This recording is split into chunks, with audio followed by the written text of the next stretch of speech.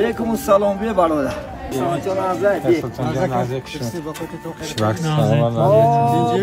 بسم الله الرحمن الرحیم. الحمدلله والصلاة والسلام علی رسول الله. اما بعد السلام علیکم و رحمت الله و برکاته. السلام علیکم برادران اسلام موسفیدانی عزیز اهل انشاءالله خدا خواهد گروپ مهمانان گرامی قدر مسافرهای محترم ما شما حضور داریم در این خانه الله سبحانه و تعالی. عیناً امروز روزی خدا خواهد موسفیدا الحمدلله موسفیدا اهل شیرزمین الحمدلله تشبث کردن که ما هم یک بریم خدا خواهد حصه گذار باشیم الحمدلله. من امروز فقط موی سفیدا موی سیاه ها خدا خواهد دیگر روز فیراد میکنیم.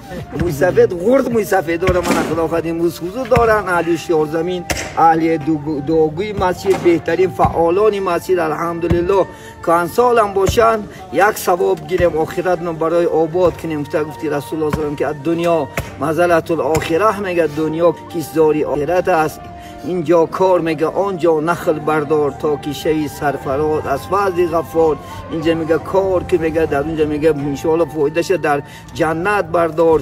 این زیارتگاه دنیا جایی کشته عبادت قیمتی باقی بیشته. این عبادت نمیتونه برادر و غیر از نماز کارهای خوبایی که میکنه همش به جای عبادت البته اجر و ثواب و مکافات دارد انشاءالله.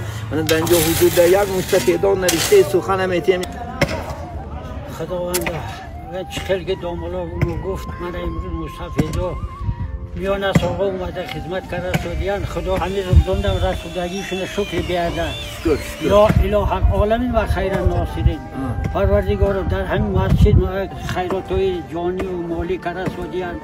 من بعضی کمبغلان دم خونه کرده دوزا سودیان خلق خوبن حقانی اطاعتکار همه کارام مسجد ما پروردگار زود بچیدنشون خودت کچقاتی همه خلق در پناه نگه داری.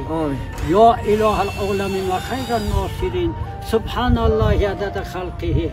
آمین. سبحانك اللهم و بحمدک اشهد ان لا اله الا انت استغفرك و اتوب الیک برحمتک یا ارحم الراحمین.